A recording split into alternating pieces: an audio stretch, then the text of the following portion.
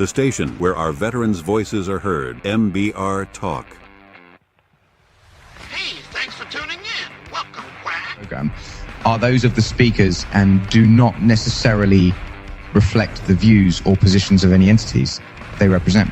Find us on the web at mbradio.us.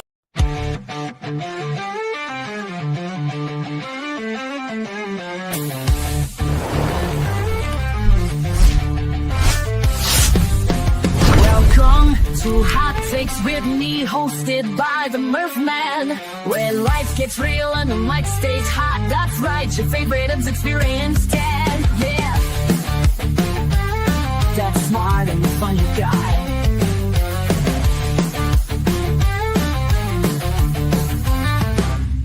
From classroom chalk to comedy clubs, Murph Man breaks it down with brainy thuds. Parenting stress or college mess, he's been through it all, no need to guess.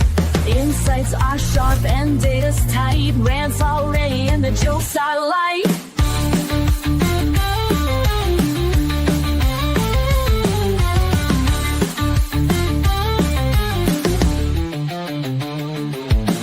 Hot takes, real talk, keeping it true. From high school halls to podcast cues, laugh a little, learn a lot. Turn it up, this show is hot. Honest, funny, maybe loud. Never scared to stand out proud. When life gets real, the mic stays warm. Hosted by the dad with lots of charm.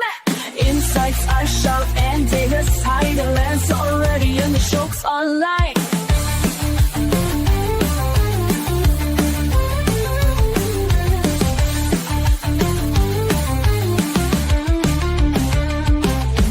Hot takes, real talk, keeping it true. From high school halls to podcast cues, live a little, learn a lot. Turn it up, this show is hot. Grab your coffee and let's get into it. No filter, no fluff, just real talk. Let's do it. Ready or not, here we go. It's time for Muffin to start the show.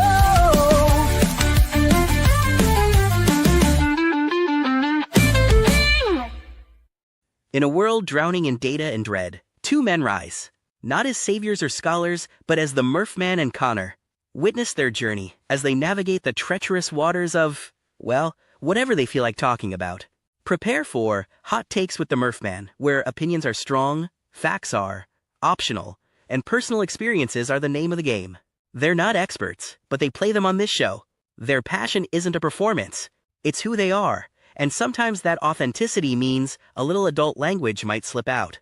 They apologize for that ahead of time, promising to keep it minimal, but their reactions are always genuine. Now grab your coffee, sit back, and enjoy the show. Here are the Murph Man and Connor. Welcome back to Hot Takes with the Murph Man. I am the Murph Man. I'm here with you, my host, Connor. How are we doing today, Connor? Good. How you doing today? I'm doing great. How has your week been? A little stressed, but just honestly, just overall tired. Next week is your midterms, right? I think, yeah. You Next week think? or the after 2 weeks, one of those. Well, a week or two from now, right? You're going to be doing that? That's what I mean. Yeah. So how do you think you're doing right now in school? It's halfway through the semester. Doing all right. Doing all right? Not doing the best, but doing all right. And are you passing on your classes? Yeah. All right. I'm Okay. passing. It's just, All right. You're just not doing 100%. yeah. Okay. That's okay. Just get your credit. Remember we talked about this last week? Just get your credits. No one cares what your GPA is, but you want to have at least a C. Okay. Just saying. To Mhm. get to keep your financial aid and everything. Actually a C plus, so or B minus, whatever it is. I'm thinking bra sizes here. C cup, C plus. Okay. Oh God. Anyway, anything else going on this week with you? No, not much. What about you? Really? Yes, really. Not much? No, Think about it. no, Think. not this week. Yeah. No. Think. What? Really? What? What's Monday? That's next week, Sean. Columbus Day. That's right. The 13th of October. Where I'm off. Yeah, That- you're off. Yeah. I'm not. I hate it. Right. But But it's my birthday. it's your birthday, turning 19. Woo-hoo. Happy birthday to you. Now we can't play that song because it's copyrighted, but we can do this. I love my soundboard. We're upgrading. Just so you guys know, we're streaming now on stream915.com. We're going to be having all our replays and everything on there. Currently, we are on MBR Radio. This is where we do our show in the mornings. And we're upgrading our studio. So you're going to be seeing some changes coming up. It's going to be really exciting stuff. Wait till you see the studio. It's going to be amazing. We're upgrading our equipment and everything. And, we now have a soundboard that we can use and not get any issues. These are all like basic sounds that we can use with no problem, but we're going to be upgrading the studio. You guys will be checking it out. And I'm looking forward to some changes coming up. Me too. Me too. Anything else going on this week in the world that we want to talk about? I don't know. Like what? I don't know. I'm thinking, is there anything else going on I don't know. Let's see. I know people don't really care about this, but the Giants beat the Eagles, right? They beat the Super Bowl champions, Jackson Dart, rookie. It was an awesome game.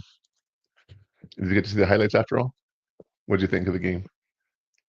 It was better than I expected. It was a lot better than I expected. Yeah. And what's really cool about it is we have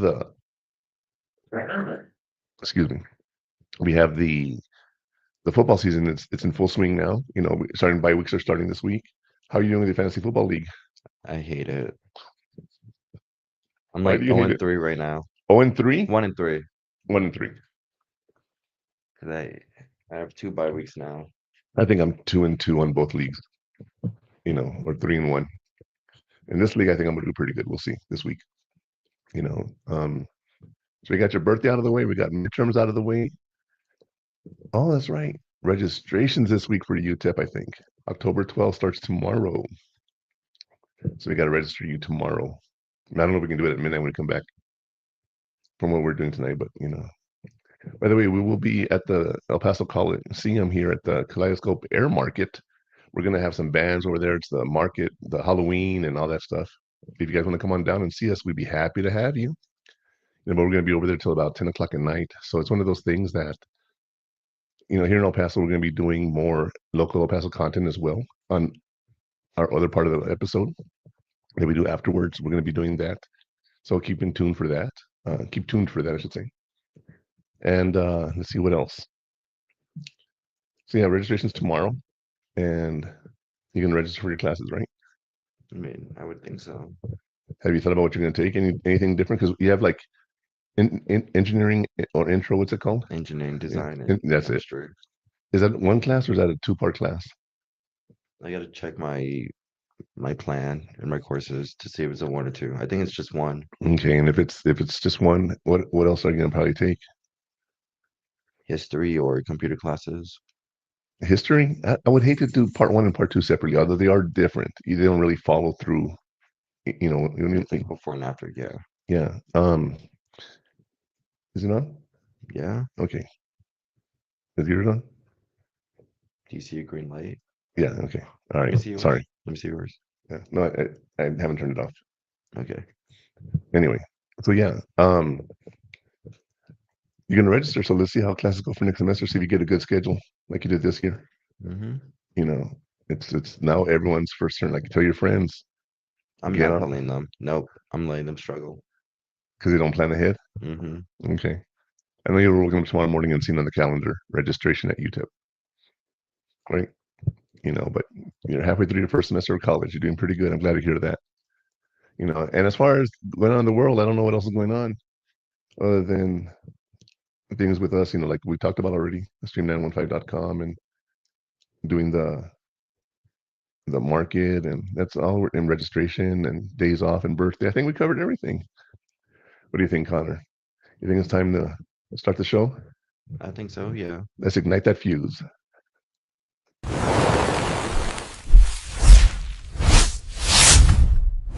Welcome to Hot Takes with the Murph Man. Today is episode number 10, The High School Balancing Act, Juggling School, Work, and Life Without Burnout. And it's about a topic every student in school knows well, juggling.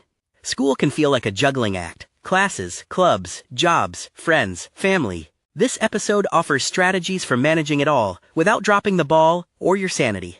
Balance isn't a luxury. It's a life skill.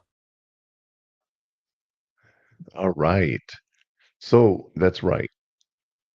It's not a balancing act. It is a life skill. We've talked about skills before, Connor. I've taught you all this stuff that you don't realize how it's helping you down the road. But planning, the life skill of just managing life in general, Mm-hmm. that's probably the hardest thing, because learning how to balance yourself, how to balance your life, how to do all of that is very, very difficult, because you have to learn that through experience. No one can teach you that. I can sit here and tell you all day long, hey, don't do too much, right? But what do you see me doing? Too much. Too much. I've spent every day on this podcast, and it's paid off. It's paid dividends. We already know this. And it's just getting better. But now that I've done all that groundwork, I can chill. Like last night, I fell asleep when we got home, and I woke up this morning at 6:30. Chilled. I slept all night, no stress, no nothing. You know, even though you're doing something you love, you could still get burnt out. That's one of the hardest things to understand is good stress and bad stress. We talked about this last week. Good stress, EU stress, right, is the positive reaction or the mental thing that we see positively, and distress is the negative stuff that we see. Physically, our body doesn't know the difference. It's a physical reaction, biological, chemical, and emotional reaction to any situation. And it's called a stressor. So you have stress in our life. You can't. When's the only time you're going to be stress free, Connor? Think about it for a second. The only time you're going to be stress free. The weekend, summer, on break. No, that's all good stress. There's only one time in your life you will be dead free, stress free. When I'm dead. When you're dead. That's right. That's the whole point. No matter how good stuff is, like you go on spring break to Cancun or go to South Padre Island or wherever you decide to go for spring break this year, right? You're going to be under stress and hoping to have a good time and putting all that pressure on yourself. So be aware of that, right? Mm-hmm. And also the only time you're going to be stress free is when you're dead. So you have to learn how to manage your stress, and you got to avoid being burned out. How do you do that? That's the key that we're going to be talking about, right? Let's talk about this first. What is the question on everyone's mind? Let's get to today's burning question.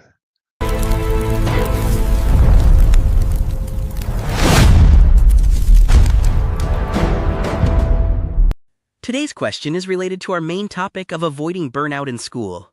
What is the time management technique of scheduling specific blocks of time for specific tasks, like study math from 4 to 5 p.m. called? Is it A, prioritization? Do you think it might be B, time blocking? Could it be C, burnout? Take some time to think about it, and nor back to the Murph Man to find out what the answer is. I say B. You say B? I say B. B, time blocking. That's exactly right. The answer is B, time blocking. It's a powerful strategy, you guys. Managing your time in blocks. You do that as a busy schedule. Give every hour a job, so to speak, because you want to have everything scheduled. And I do mean everything. All right. Ensure you're making time for yourself and work and school as it varies. All right. You also want to have rest and fun. Now, Connor can tell you I'm a planner, right? I know you hate that about me sometimes, but I have a planner right now for 2 years, right? Why do I have it for 2 years? Well, for example, let's pretend like my friend Yoli had her birthday on Saturday or Friday, the 10th, right? It's on my calendar. If I forgot for whatever reason, next year, I write it on October 10th so I don't forget. So I'm always a year ahead, if that makes any sense. So if something happens to me now, I plan for next year. Like that, I can be prepared for it next year. I also am able to, what's the first thing I do when I get a calendar? Do you know? Right, birthdays or any work events you have. Right. If I know, like for example, you're at UTEP, you have a calendar. At work, I have a calendar, right? Those events have to be scheduled to know when we're going to have days off. It was funny because on Friday morning, our boss came into a meeting and she says, hey, 3-day weekend. And I was like, that's right, the 13th. I'm off for Connor's birthday, although he's not off. But, it's on my calendar. And the thing is, I haven't really looked at my calendar lately because, excuse me, the calendars, I've been really good about remembering what's going on right now. I'm not like, oh, I got this going on, but I have so many events every weekend. I can tell you I'm doing this weekend, this next, But the first thing I go in there and do is write down all the requirements of me for that year. So for school, we do testing in December. I blocked out those dates. I know I'm going to testing. In April, we do testing. I blocked that out. I already have the last day of school next year for both of us. Why do I want that? Well, if I want to take a vacation or something, I got to know when I can start planning it, right? But the first thing I do is I look at the things that are required of me, calendar-wise. I go in and I block it off, and I block off anything that I need. If I have a doctor's appointment, block that time off. If I have, and I literally have a list of appointments I have that I need to put requests in for. You don't have any of that, right? You don't have any appointments, but you have tests. You have assignments due, projects due, right? Friends' birthdays, events like football games. You got to put those all on the calendar so you can follow through with it, right? When you schedule it, it's a lot easier. But what's one question you always ask me in the morning? What are we doing today? What are we doing today? Because most of the time we don't have anything going on. Did you ask me that this morning? No. Why? Because we got stuff going on. Because you planned ahead, right? So that's the thing. It's planning is one way to really, really help you prevent burnout because you have to block time in. If you see your schedule and you're working, like I used to work at the college, so I had to leave the house at 6:30, get to work at 7 to 9 or 8:40, 8:50, sorry, finish class, leave, go to work at 9, finish there between 6 and 7:30, depending on what kind of crises I had during the day. Come home, I'd eat dinner, spend time with you, spend time with your mom. By 10 o'clock, we're in bed. That's not a lot of time to spend with the family. And I would do that 5 days a week. But on Friday night, I never worked late. I was always done by 5 or 6 at the latest. And we had family night. That was something we had every Friday night. Whether it was go out to eat, any event we wanted to plan, anything going on, your mom and I knew that nothing would go on Friday if it could be avoided. And that was our family time. We dedicated time for the family. Now, Saturday and Sunday, we were always together because my work, is Monday through Friday. And whatever the family does, we would do, But Friday night was our night. And to this day, we still do that to some extent. How often do I plan something on Friday nights? Not often, right? You had a game this week on a Wednesday. It's like, okay, that throws the schedule off a little bit, right? Yeah. But this Saturday, there's no game, so you're free. It's one of those things that when you're planning it and you prepare for the whole,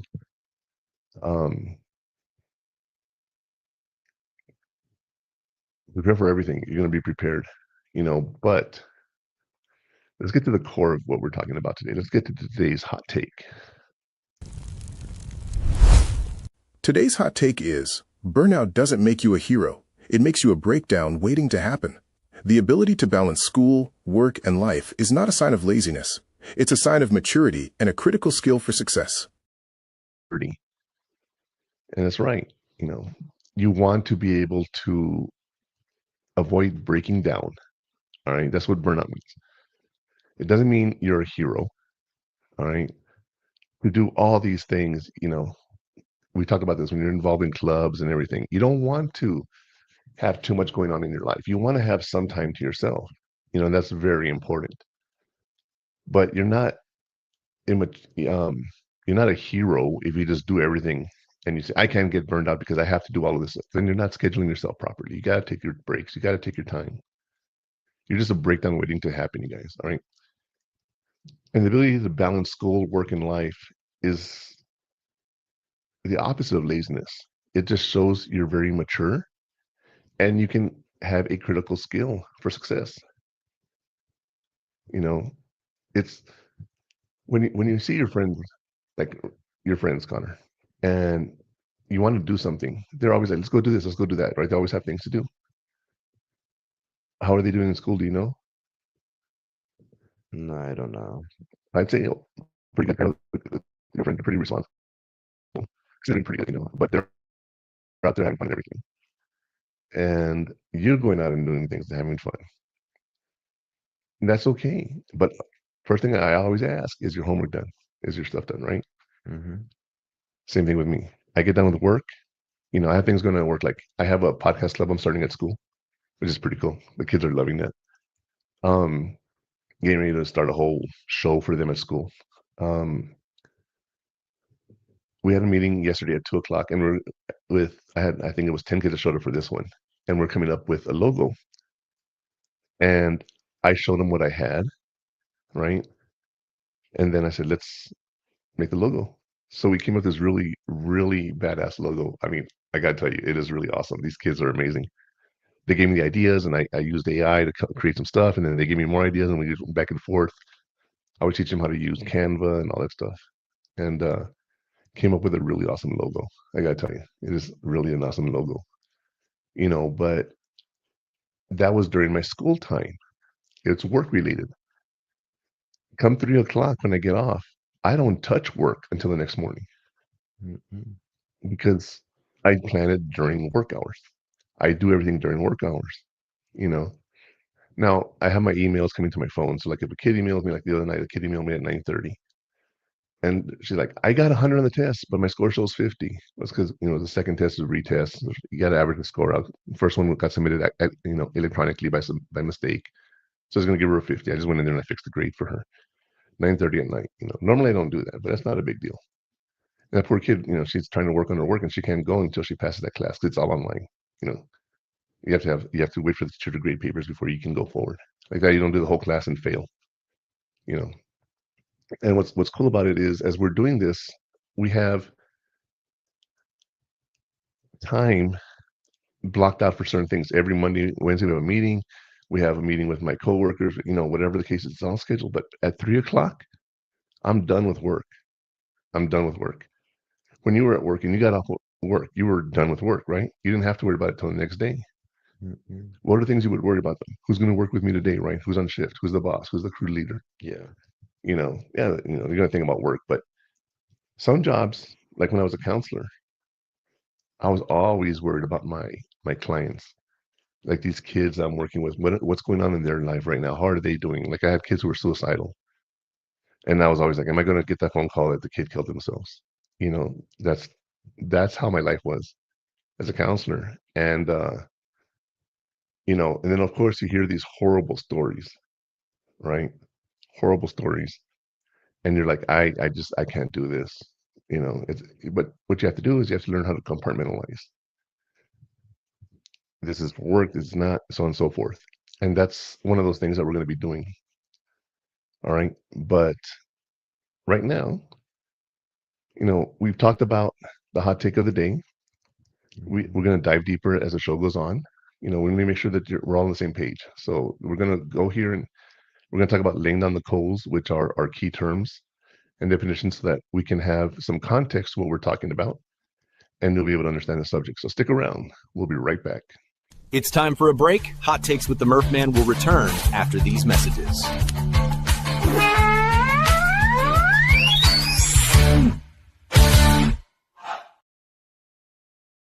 At Military Broadcast Radio, the goal is to offer a platform for mental health advocacy while connecting the military community through various media platforms.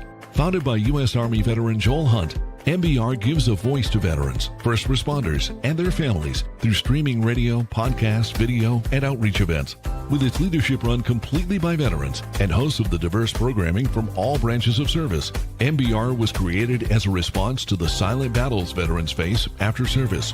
Military Broadcast Radio is also a Wreaths Across America partner, hosting a $5 back sponsorship group page. For every Veterans Wreath sponsored through the Military Broadcast Radio page, MBR receives $5 back to help support their platforms and outreach. Veteran and first responder stories need to be told and shared. And with your support, MBR can continue to bring together veteran nonprofits, mental health organizations, and government agencies to bridge the gap between veterans and vital resources. To find out more and donate, visit wreathacrossamerica.org/MBR.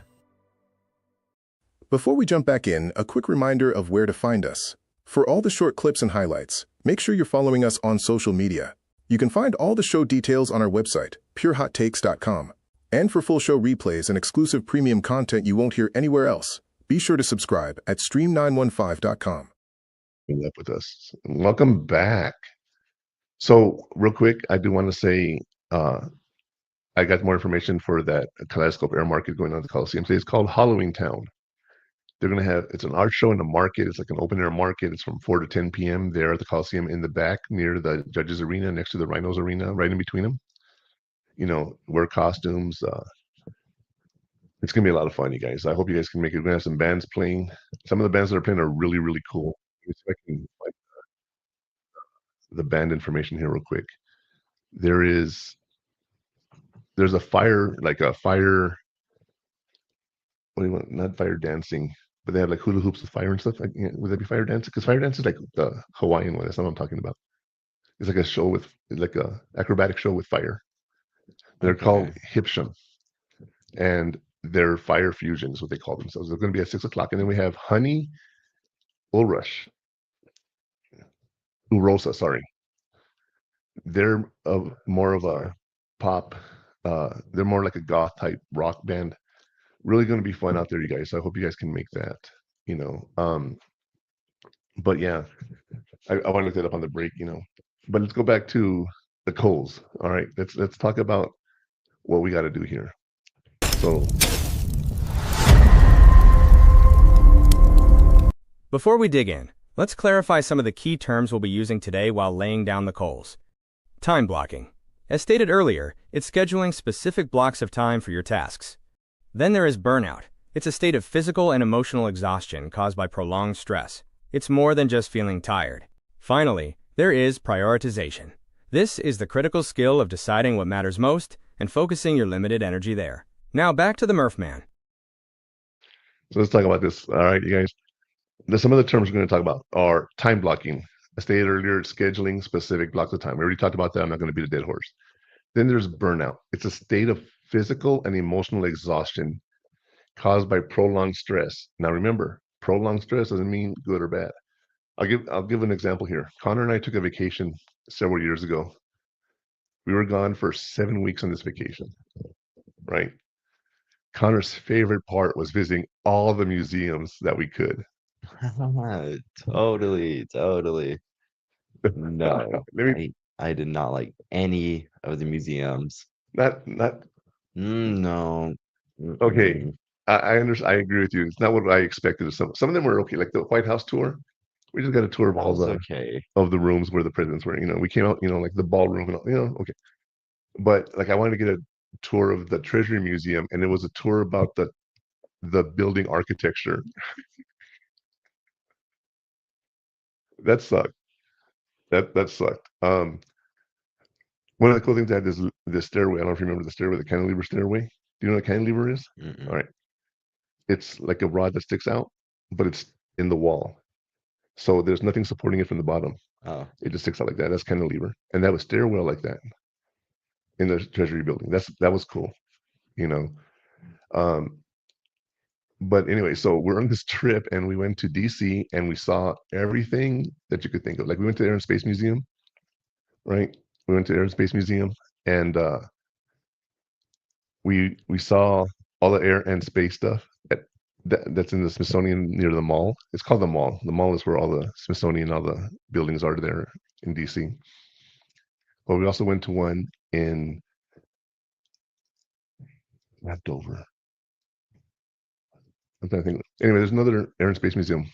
You know, we can look that up right now. The Smithsonian? Yeah, no, the Smithsonian is like the big one, and they oversee all these different museums. And there's one Air and Space Museum out of town. It's like 40 minutes away. And it's the second part. But this is where they have like out of El Paso or in DC. All in DC? Yeah. Remember the Air and Space? We actually got to select the first capsule, the first plane that flew across the Atlantic by itself, the first one that landed on the moon. The Smithsonian. The Air and Space Museum. That's the Smithsonian. The Smithsonian is the overall company that has. But the Smithsonian is in charge of the Bureau of Engraving, or the Jewish Holocaust Museum, the Artifacts Museum, the National Art. I can't think of any other names of the Smithsonian. But wouldn't the name be Smithsonian Air and Space Museum? No, it's the Air and Space Museum at the Smithsonian. Okay, but So it's also the Air and Space Museum north in. Look at where the other space museum is. I can't think of the D word. I don't think it's Dover Air Force Base, but anyway, point being is, like, we went to that one. They have the Enola Gay, the plane that dropped the first bomb, the nuclear bombs. We went to go see the space shuttle. We got to see a few things like that. We got to see an SR-71. And anyway, the point being is, we went to all of these tours all over DC. And then we went to Atlanta. And we went to the aquarium there. We went to the World of Coke, which was another museum. Although you like that one, right? Yeah. Now I'm going to tell you, look at this. Pay attention. You guys ever get the chance to go to any exhibit where they have the World of Coke, and you get to try any drink, make your kids try Beverly. They're going to love it. It is the best drink out there. Right, Connor? Best drink ever. I loved it when I had it. Oh my God. I want that again. Make sure you get everybody to taste it. I hope you can see the sarcasm or hear the sarcasm in our voices. Hated it. Oh, it tasted like, not that I've tasted it, but what I imagined, an armpit covered in antiperspirant. It was like sweaty water and like carbonation. That was it. Right. Literally just carbonation and then just something else added in there. Now, you know what's funny? In some countries, that's one of their best drinks. Yeah, I know. That's why it's still I don't in the know. World of Coke. I don't know why. And what's really cool, you got to try all these different flavors of Coke, and so we got to see the vault where the Coke, what's it called? Recipe is, and it's like, okay, whatever. But more museums. Although the aquarium was pretty cool. What else did we went to the zoo, the Fernbank Museum of Natural History, right? And then we went to St. Louis. What did we do there, Connor? The Ark, right? I love the Ark. It was amazing, wasn't it? The Ark? The Ark in St. Louis? The Arch? Okay, the Arch. You're right. The Ark is a boat. I was like, what Ark? We didn't go on a boat.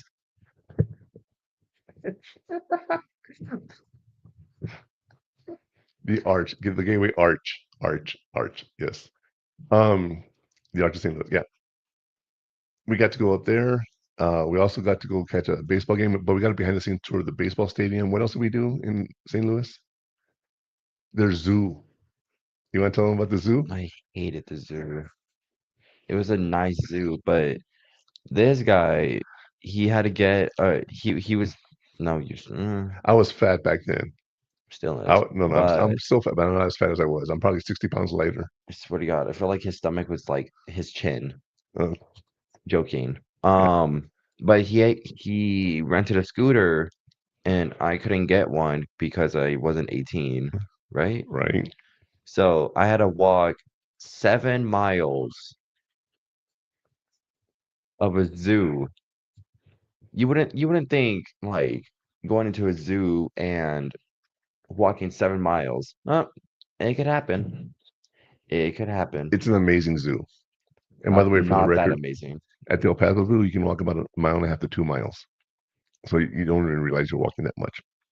But yeah, poor kid had to walk over 7 miles, and I'm here on the scooter, Yeah, but we got to, we got to do all the behind the scenes stuff and got a tour and, really, really cool stuff. But it was all sort of museum-ish type tours, right? Behind the scenes. And the point I share the story with you. I guess I was sidetracked because I want to talk about the story. I love the trip that we took. The whole point of it is, as fun as it was and as good as it was stressful because we had the pressure to be somewhere on time or be here on time and take this bus or go this way, go that way. It was really difficult. And when we went to Vegas, we did the same thing. We did the same thing in Vegas, but we didn't do any museums. We did shows. We had a show to do every day. We were there 12 days. Sometimes we do 2 shows or 2 events and whatever the case may be. But yeah, we did a lot of different shows, and those were fun. I gotta tell you, But even though it's fun, it's still stressful. We went to Mexico for 3 weeks, right? That was stressful. 3 weeks. Yes. 3 weeks. Yeah, in Mexico. 3 weeks. Yeah. Nuh-uh. You don't remember 3 that? 3 weeks? weeks. No, it was like a week. No. I did not stay in that house for 3 weeks. No, you didn't, because 1 week we spent in Acapulco. One night? No. 1 week in Acapulco. Okay. 5 or 6 days. And then we also spent 3 or 4 nights in San Miguel de Allende within the farm. That's right. The farm. The farm. You were 10 years old, I think, or going on 11, right around there, right? And Connor loves animals. I gotta tell you, he loves animals. And, he was there with the dog who just had her puppies. He was feeding the chickens. I think he fed the donkey too, Yeah. And I got scared by a goat. Yes, that's right. I woke up in the middle of the night at like 12 or something. I didn't have my phone on me. I get out to use the restroom, and there's just a goat. Because it's like you walk out the room and you're you're in the ranch, right? So you walk out and you could just see animals roaming around, and there's just a goat that Because back in the day they built the house, there was no plumbing. So when they added a bathroom, they just added it outside. And you had to walk through the farm to get to the bathroom. That's how it is in older towns and stuff. Yeah. Uh but yeah, so it's funny, we do all this and whatnot. And we got burned out. It's even though it's a great trip, it was stressful. So I tell you all this because when I say it's stressful, it really is stressful.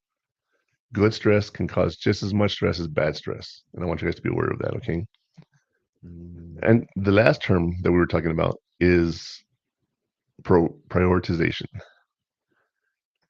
This is the critical skill of deciding what matters most and focus your energy there.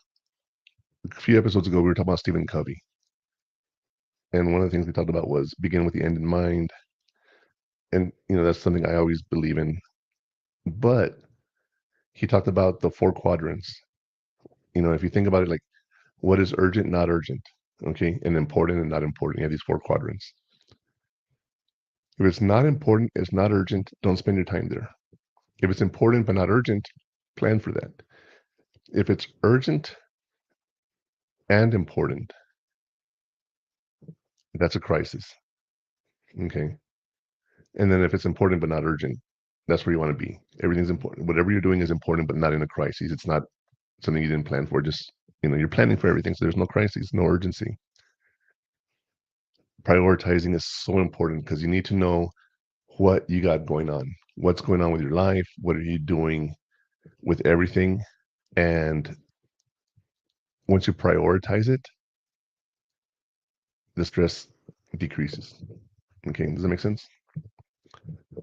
When we talk about this stuff, you guys, it's it sounds like it's common sense for the most part, right? Yeah, obviously if you plan, you're not going to get burned out. If you prioritize, you're not going to get, it makes sense, but we don't do it, right? Most people, there's a term they have is proactive. How active are you in planning and getting things ready for yourself, right? Then you have reactive, where you're reacting to everything because you're not planning on anything. Now, as a kid, when you're a little kid, you can't really plan stuff because you got to do whatever your parents tell you. But as you get older, you have to learn how to prioritize, how to plan, how to be proactive. One of the things we talked about is Connor forgetting his laptop or his football jersey or things like that. And I had to drop it. I was going to take him his shirt and come back, and it was not easy. But we were able to do that, and I was reacting because he wasn't proactive. See, so it goes that way. And I was also in middle school. Well, you were younger, yeah. So yeah, now if you get something, I can help you, right? Yeah.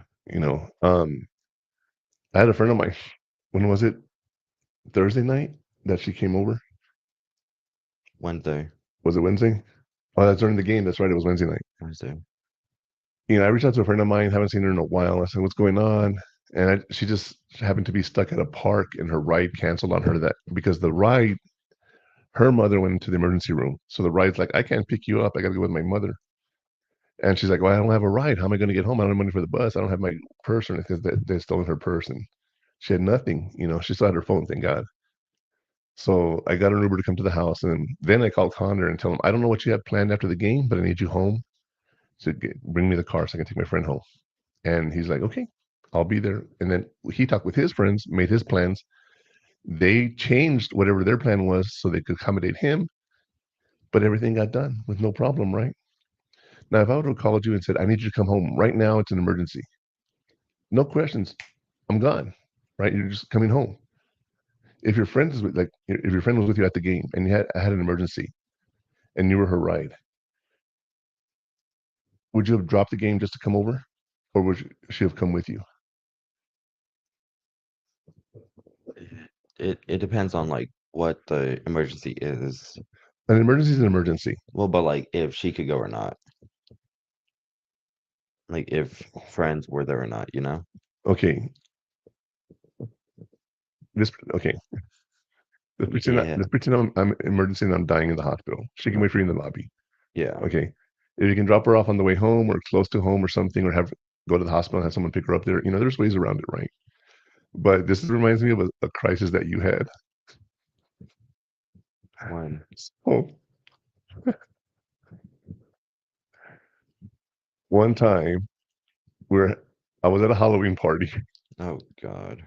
I was at a Halloween party, and this is not even this is like 2 years ago or 3 years ago, and Connor heard someone in the house. What he didn't know is my brother had gone, because my brother had seen the car was gone. He thought Connor was with me. He went in the house, was doing stuff, not realizing Connor was in the bedroom, locked, closed with the door closed, lights off.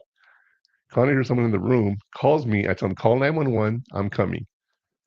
And I call 911. He calls 911. He's hiding in the closet, wherever you were. I don't know, right?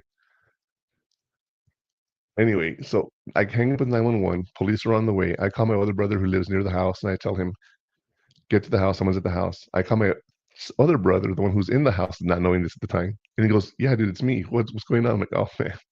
I said, hold on. And he goes, hey, the police are here.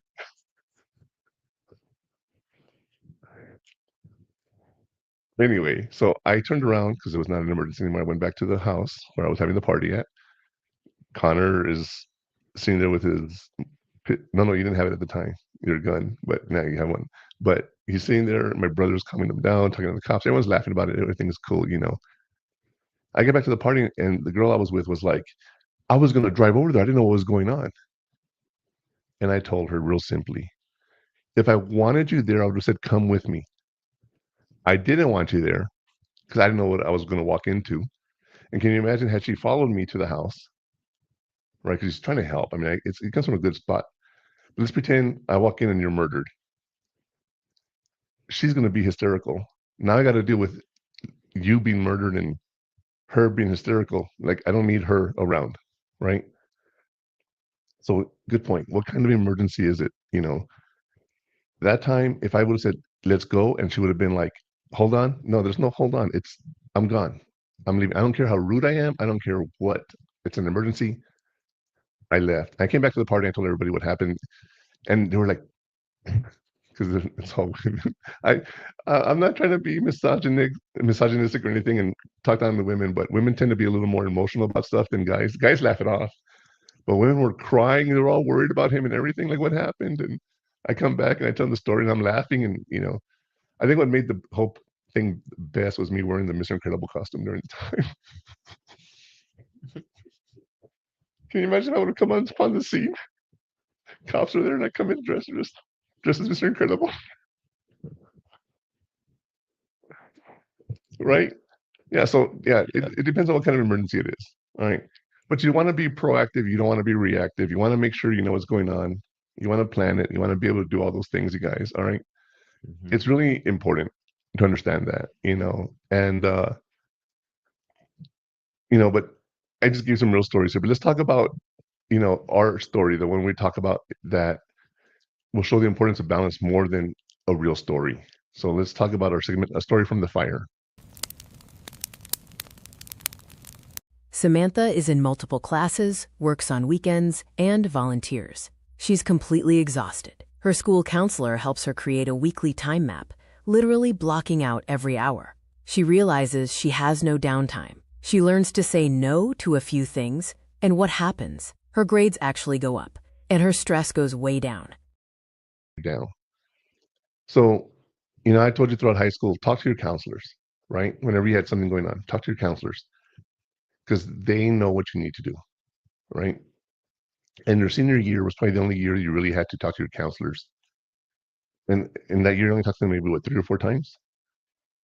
A little bit more, but yeah. Okay. Yeah, not many, all right? But there was one time that he needed to get a shot, a meningitis shot for college, for applications and stuff.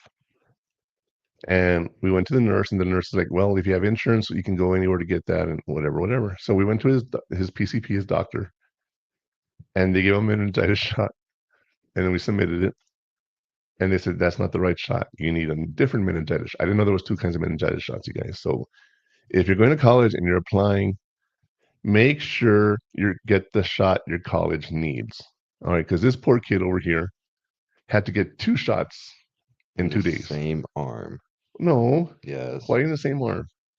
It was different arms. You had both arms tired. But I took a flu shot also. Oh, that's right. Because that's what it was. Yeah, meningitis and flu shot, 1 arm each, and then when you take a second shot, yeah, it came out being the same arm. You're right. You're right. And find out what your school requires for vaccination. So make sure you're up to date and everything, so you can get them and take care of them and have no problem with that. But he had to jump through hoops because he did not realize that, and the nurse did not tell us, and the counselors did not tell us, because that's something people think about. Well, like right now we have to do FAFSA. That's something we got to do this week is FAFSA. Okay, FAFSA is open right now, and we got to do that. And this week, just so you know, if you're in Texas, this week gives you free college applications to schools in the state of Texas. All right, they waive them for 1 week. You got to apply now, and don't wait. The sooner you can get in, the sooner you get out. Like Connor, he wanted to go to UNT, or he was looking at going to UNT. We applied, but it was too late. It was already full for the most part, So sometimes getting applications in early is the best thing if you have a certain college you want to go to. That's always important, But yeah, so talking about Samantha here, okay, she had no personal time and she could never say no. Do you know those kind of people, Connor, that can never say no? Like you ask them, hey, can you do it? Yeah, sure, I'll do it. Yeah. Are you one of those people? Depends, but no, not always. Not always. Not always. You learn how to say no, though, right? Yeah. Yeah. But I know a friend that always says yes. I don't like it. I wouldn't say I'm a yes guy, but if my boss has a problem and she comes to me with a problem, I will help her. Well, yeah. I'll never say I can't do it. If someone comes to me and say, I need your help, if I can, I will help you. That's the most important part. If I can, because sometimes we can't. Sometimes we have no idea what we're doing, and it's one of those things that you never know what is going on. So remember, emergency situations require reactive situations or reactive responses. So look at that and understand that you can plan stuff, but you need to be prepared for stuff that's unplanned. No matter what you do, some stuff gets unplanned. And, you can help people if they're asking you for help, but if you can't help them, you have to say no. It's that simple. You don't feel bad saying no if you can't help them. In the Army, there's a phrase that we like to use. Poor planning on your part does not make it an emergency on my part. Oh, you forgot your jersey. Tough. I can't help you. I'll let you deal with the coach when the coach sees that you are not wearing your jersey, right? Yeah. And that happened one time. I took you the jersey right after school ended, and you were able to wear it for practice. So I don't think you ever found out, but you didn't wear it during the day for game day. But yeah, poor planning on your part does not make it an emergency on my part. Remember that. Because if you're not planning and you get into a crisis and now it becomes an emergency for you, it's not an emergency for me, you know? And that's one of the hardest things that we have to do as humans is when someone's in a crisis that we don't understand it because we're not involved, we sound very cold. What? Crises. Yeah, crises. Crisis. Crises. Same Sis. thing. Sis. Same thing. Sis. It's one of those words like tomato, tomato. A crisis is a crisis. Crises. You're in a crisis. It's the same thing. Yes, trust me. You say so. I do say so. When you're in a crisis, you have so many different, shut up. You have things happening. You're not thinking clearly, and your friends around you that are not in the crisis don't understand why you're in a crisis. One of my favorite things that I talk about is relationships, right? Someone breaks up with their boyfriend or girlfriend and they're like, we broke up. And you're like, don't worry. Why don't we worry? Because they're going to go back to them in a few days. I'm not going to make your drama my drama. I've talked that before. Don't let other people make you happy. Be happy on your own. Don't do that. It's one of those things that you got to be really aware of, and yeah, just when someone is constantly doing the same thing over and over and over again, as a friend, it's really hard to be supportive because they're just going to go back to that person or they're going to keep doing the same thing over and over and they're not going to change. I have a friend of mine who would break up with someone and be back with them and break up and back and forth and back and forth. And one time I see her with someone else and she's like, "Oh, we broke up." And I said, "Really? Like, really you broke up? You're not saying?" And she's like, "No, we broke up. I finally had enough." What do you think happened in a couple of weeks? Drama with a new guy.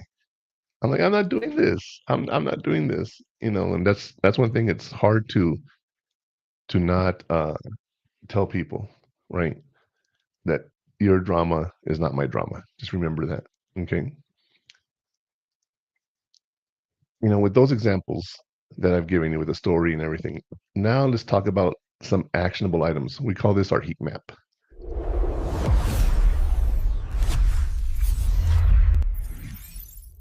Here's the heat map for finding balance. Use a planner or digital calendar to map out your entire week, not just your assignments. Identify your non-negotiables. These should include sleep, meals, and some downtime. Put them in the calendar first. Learn the power of saying no to things that, while good, don't align with your main goals. So those are all things that really matter because when you think about it, first one, use a planner or calendar to map out your entire week. If you know what you're planning and you know what you're doing, you'll be able to get around a lot easier, right? But what are the non-negotiables? Sleep. Tomorrow night, we're celebrating Connor's birthday party, or birthday, I should say. We're having a birthday party, get together, whatever you want to call it, right? And I told him, hey, you can stay out as late as you want because Monday I don't have to work. I don't have to get up early. And he's like, yeah, but I got to go to school. I said, that's your situation, not mine. Right? But I already know I can stay out late because I don't have to wake up in the morning. Now, knowing myself, I'm going to wake up no matter what, right? But plan those non-negotiables. What are those things? Excuse me. What are those things that you have to do that you cannot avoid? School, work, you have to have those. Doctor's appointments, you can reschedule if you need to, but like some doctors, they take months to get an appointment, so you don't want to miss those, events, concerts. I'm laughing because you were going to go to a concert or you were interested in going to a concert. Yeah.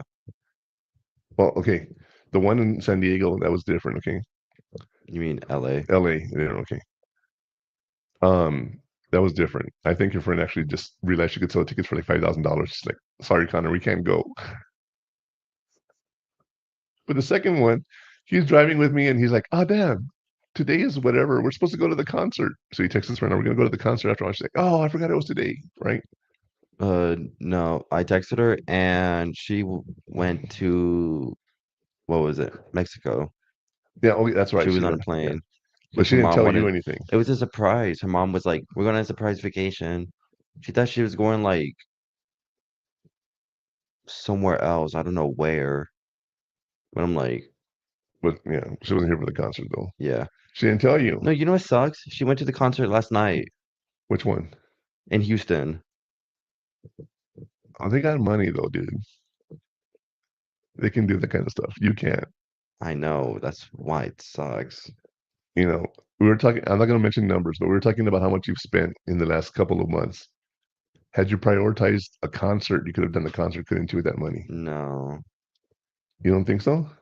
With all the money you I spent? would have had to leave like Wednesday or Thursday to get there. Okay, I'm talking about if I you would would have have saved the missed money. I would have missed like 2.5 days of school. So school's your priority. Yeah. But what I'm saying is, I know what you're trying to say. you know, if you had planned better with your money, you would have been able to go to the concert, Yes, right? I Yeah. know what you're trying to say. So sometimes you have to plan ahead. And those vacations I told you guys about to Vegas and DC and Atlanta, those 7 weeks, 3 weeks, whatever. I planned those, like the Christmas vacation was Las Vegas, and I planned that since February. I bought the tickets in March with the income tax. And I planned the trip. Actually, I planned it in October, but you weren't off because you had football, so we moved it to December. And even the coach was like, "What do you mean you moved your whole vacation for him to play a football game?" I'd understand.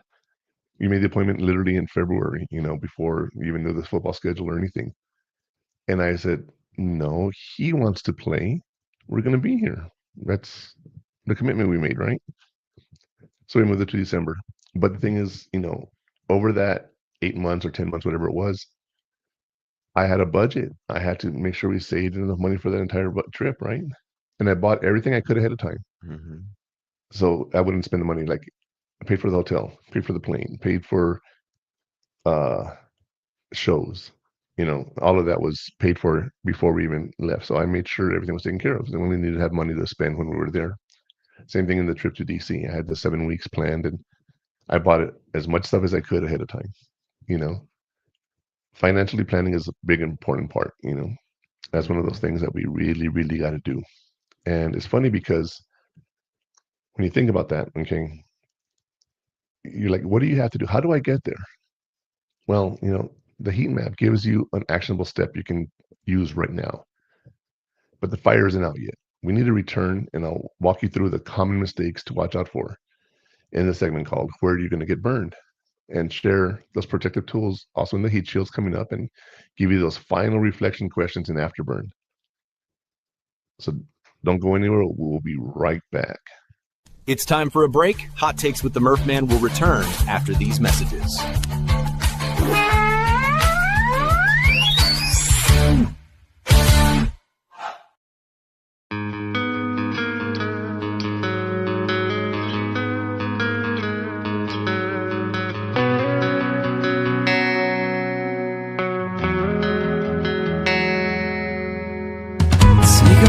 Take a moment, take your time, let it set right. Let it drive right down in your conscious tide. Lean into the better times. 'Cause in a minute, in a moment, you'll notice a shining light. One that draws you in from deep inside. Reach out and connect tonight.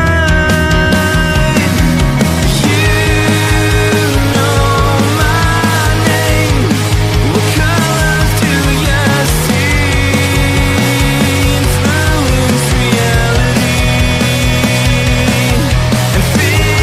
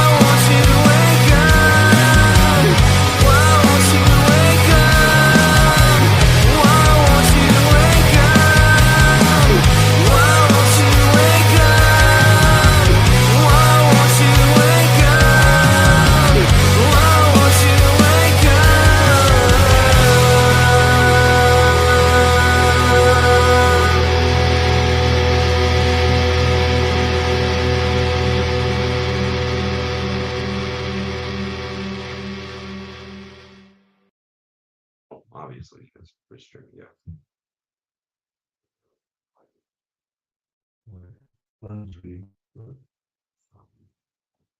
Oh, we're back. Commercial. Oh, sorry about that. We got carried away talking. We forgot to play the next commercial. So, I'm still on. Let me see. Maybe not. Sorry about that, you guys. All right, we are back. Wow, Connor. I was on a different page. I totally forgot about StreamYard. We still had like 2 minutes left. That's why I was like, hello? Because the video just started. It was 4 minutes. I know, and it just cut out, but we didn't catch it because you were clicking on something. I don't know what happened. But anyway, what we were looking up was, I told you all the city that we were at, where the Air and Space Museum was with a D.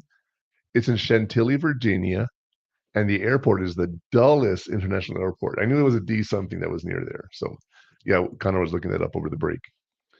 Anyway, back, now we're back. Let's get on with where you're going to get burned.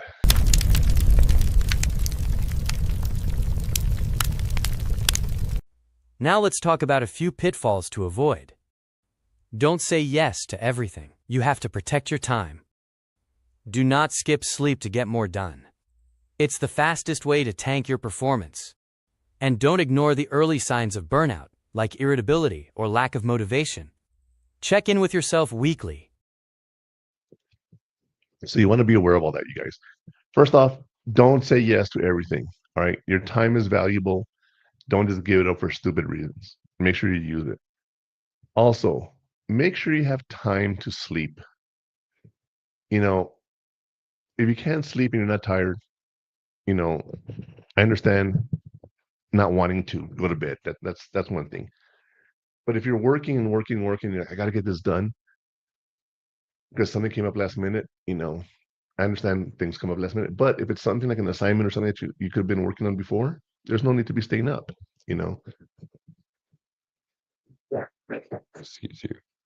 Excuse me. But let's talk about something real quick. Let's talk about something called sleep hygiene. Connor, you're guilty of what I'm talking about here. Your bedroom is for what? To sleep. Now, we both have a TV in our room, right? Watch TV before we go to bed. We're one of those people that have to have the TV on or something on, right? But you have the Xbox in there, you have your music in there, you have everything in there. So when you go in there and you start getting on your computer, your tablet, your phone, your gaming or whatever, you're training yourself not to sleep. Does that make sense? Sleep hygiene is just like personal hygiene, taking care of yourself personally. Go to bed and use it to sleep. That's it. Don't lay down and watch TV. I'll watch TV and I'll turn the TV on and I knock out. I have my sleep timer on, turn it off in whatever, 30 minutes, an hour, whatever I have. And I go to sleep, And one thing that you can't do is be on your phone. Because I'm telling you, like I said, TikTok. I love TikTok. Reels, Instagram Reels, Facebook Reels, all those. You guys, TikTok, time's going. It's passing. Okay. And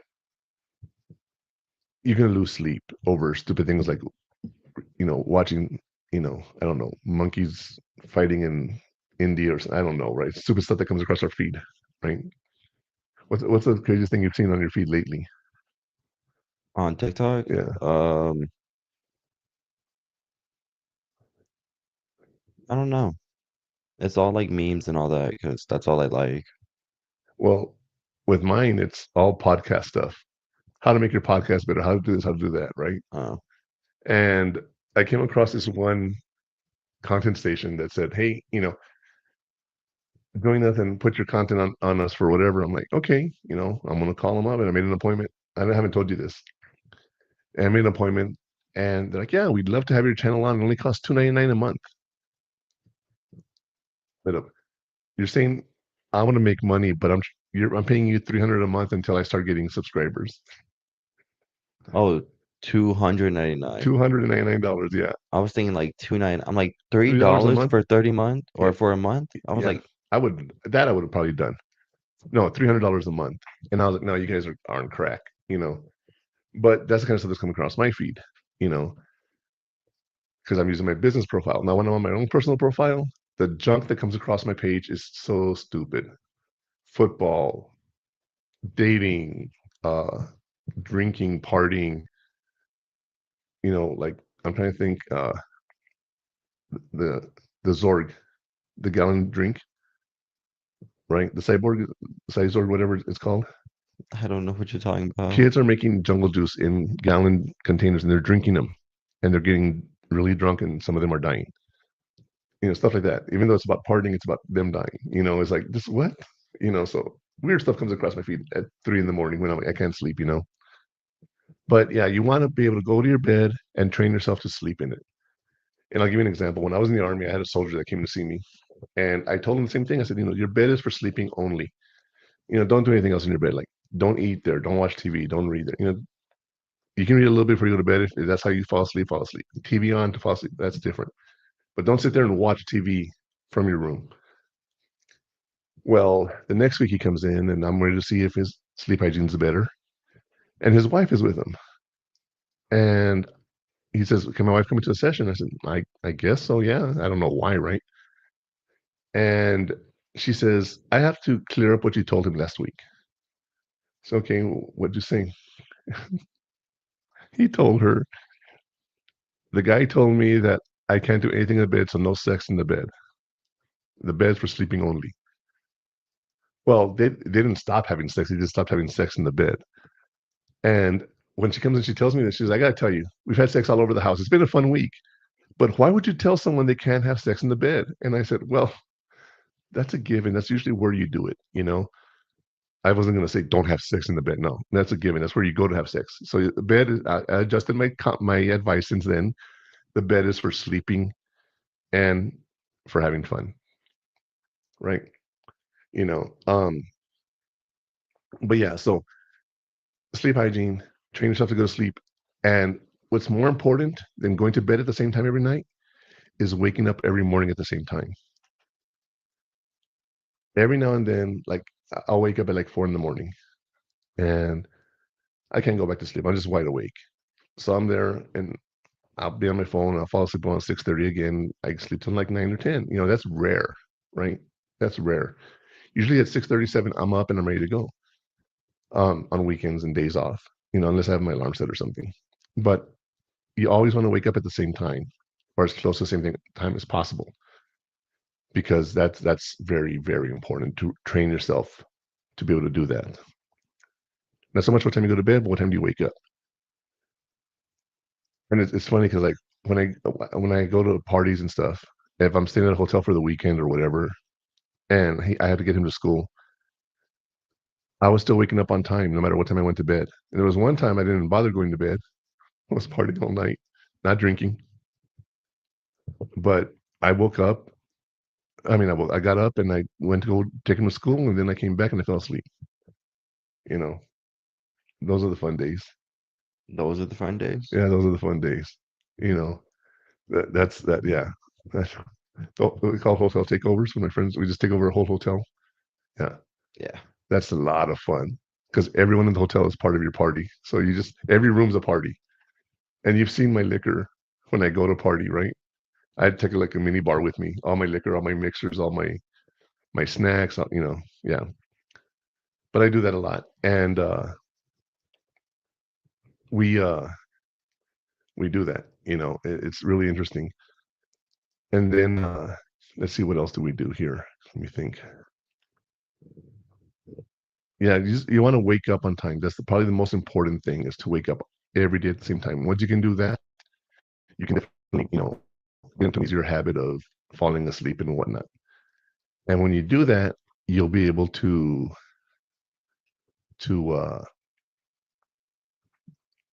be more relaxed and have a better sleep habit and be able to have more energy and so on and so forth. All right. And the last thing is, don't ignore the early signs of burnout, irritability, lack of motivation. You know, like I've had a job doing teaching now for years, and I'm not as excited as I used to be to go to work. You know, I don't wake up going, all right, here we go again. You know, at some point, You get used to it. It just becomes part of who you are. I don't hate it. I'm not burnt out. So it doesn't mean like lack of motivation. It means like you got to do it and you don't want to do it. Like I told you, doctors, after 12 years of high school, they still go through another 10 or 12 years of college.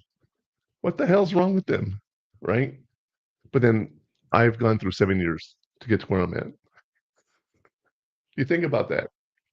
You're going to go through another 4 to 6 years, Connor, of school when you think you're done. It's crazy, huh? You know, but at some point, you're not going to want to do it. You're going to get burned out. You're not going to want to go to school. You're going to take that day off. You're going to ditch. Is what we call it in my day. We ditch. Is there anything wrong with taking a day off? No. Call it a mental health day, right? You know, it's funny. I have my doctor's appointments and everything, and I use my vacation time. A couple years ago, I was going through a re-eval for my VA stuff, and I took a lot of time off because I had to keep going to these appointments. And my boss was like, go, you got your job covered. We're good. No issues with taking some time off. But since that first year, I haven't taken hardly any vacation, and I'm accruing to the point where I'm at the maximum I can get. Do you know what that means, Connor? Okay. So let's say I can have 120 hours of vacation for the amount of years I've been working there. 120 hours.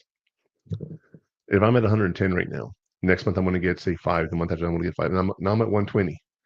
After that, I cannot have any more vacation. Right? In the Army, they give us up to 90 days. After 90 days, you can't accrue anymore. Well, what I tell people is if you get to the point where you can actually save your vacation to get to that point, then you're forced to take a vacation. You don't want to, per se. You don't have anywhere to go. Who cares? Take a day off every now and then. Just take a mental health day. And try to plan with something you want to do. Like, for example, if Connor was wanting to do something for his birthday, go on a vacation, a trip or something, I would take the day off to go with him on that, But take that mental health day. Just take a day off. Just chill. Just relax. Now, if you're going to miss college, you're going to have a lot of stress over what you're going to be covering in class that day. And it's going to stress you out. Don't do it. But you can do other things, right? Mm-hmm. You can take that time off. You can do something like when you have the block of time between first class and last class, you have like 2 hours or 3 hours, right? What do you do during that time if you're not studying? You got to stick around the college because you have to go to class. Yeah. So what do you do? Hang out with my friend. That's it. And where do you go, or just hang out? You don't go play video games at the union or anything? You haven't done that yet? Okay. It's in UGLC, but yeah. In my day, it was a student union, okay? The thing is, I went to the student union one time, and we didn't have video games back then. I would go play pool. Lucky. Well, that's why I dropped out the 2 semesters, because I wasn't a really big alcoholic back then, so school wasn't my priority. And I'd go play pool, and I would never leave. I just played pool for hours and hours and hours, and it was free, So that's what I started going to college for. I actually go to school to play pool. Pretty crazy, huh? Mm-hmm. It's different times, but I did graduate with honors, so I made up for it, right? After how long? Let's see, 89, 90. Yeah, I started about 12 years later. And you were how old? 30. So you got back into college at 30. Yeah. And you graduated 34? Hold on, no. Let me see, 19 to 27. I started school at 27 years old, so 10 years after high school, 10 years. And then I graduated in 2001. So yeah. So 10 years. I waited to go back to college. But you were in the Army now? Yes. So I go to Army, do the Army stuff in the morning, PT, go to work, get out at whatever time, 5 usually. And then we'd go to my classes. So I had literally 5 in the morning till 10 o'clock at night. What is that? 17 hours. So I only had 7 hours for sleep and eating and everything. 5 to 7? 5 in the morning till 7 at 10 o'clock at night. So I said 5 to 12 is 7 hours, and then 12 to 10 is 10. 17. 17 hours. So that leaves me 7 hours. for sleep and eat and spend time with my wife and everything. That's why I'm divorced now. Well, not now. Before, the first time. Yeah. First time. I'm a widow now, but yeah. Yeah. Happily married. Just don't see each other anymore. Sorry.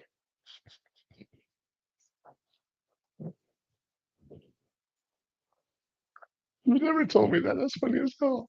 I tell that every time to my friends when they're when the parents are divorced. I'm like, mine is still married, but they just don't see each other. It's Yeah.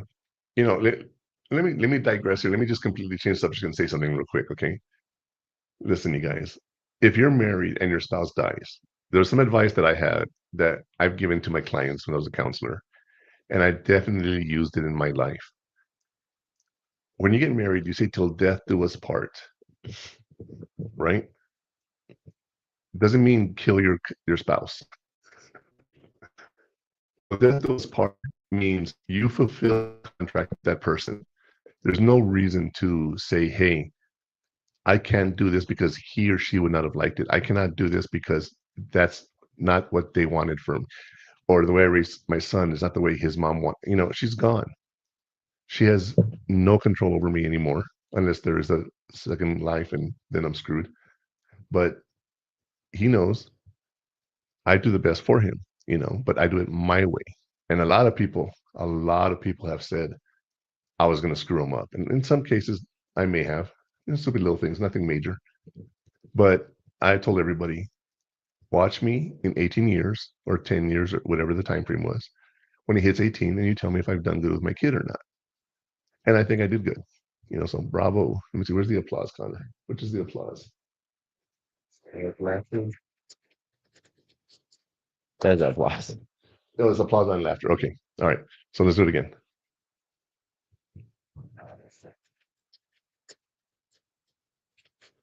You know, pat on my back.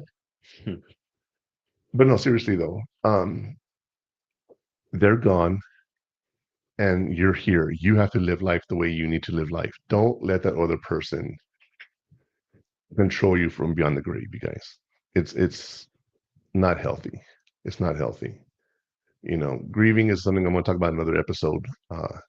But you know, there's a thing that they have a tradition. We wear black for a whole year. Okay, that's how people used to do it. But do you know why you actually grieve a whole year?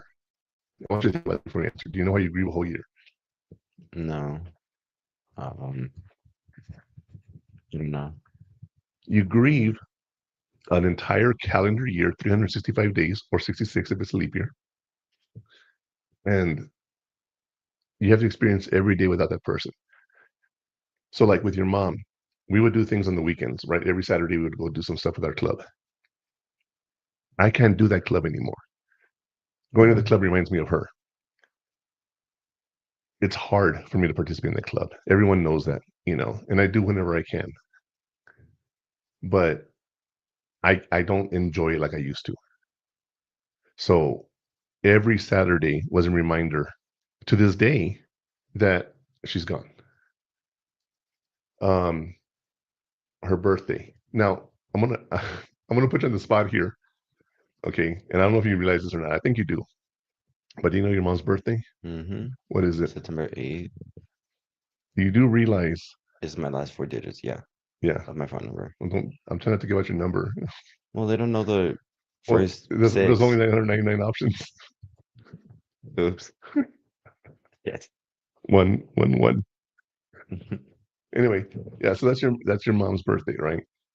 And so that date, you know, the first year, you have to realize how it's going to hit you.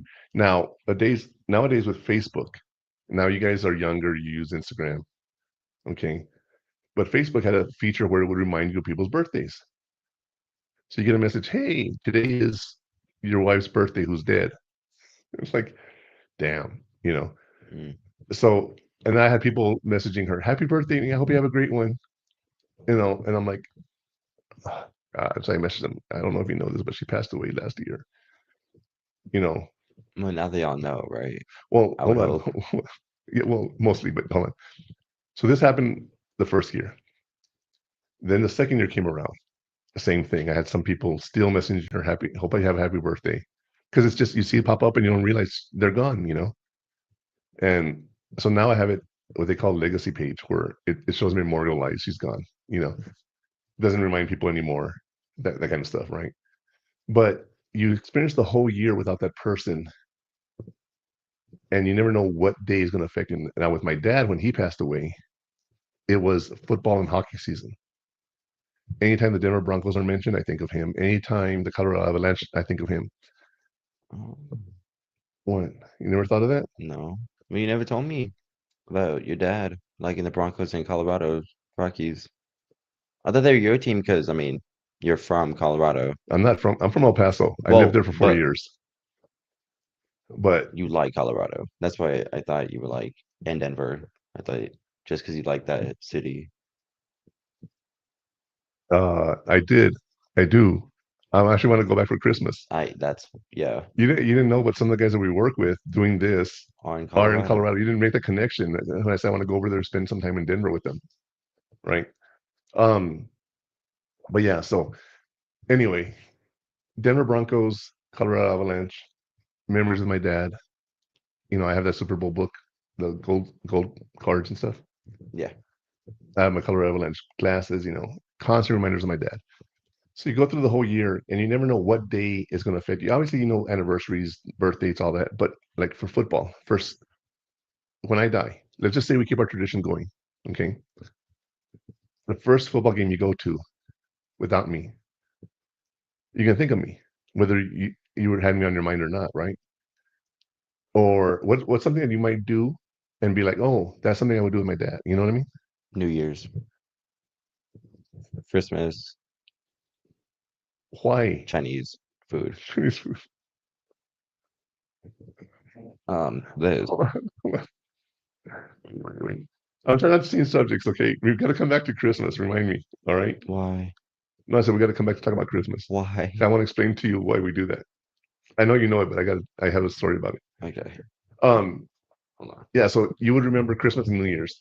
The thing is, Christmas for me has been really hard. Okay, the Christmas time. On the 4th of December, I lost my wife. On the 11th, I buried her. On the 18th was our anniversary. And on the 25th or 26th, my dad was murdered. So for me, Christmas time, December time frame is horrible. It sucks.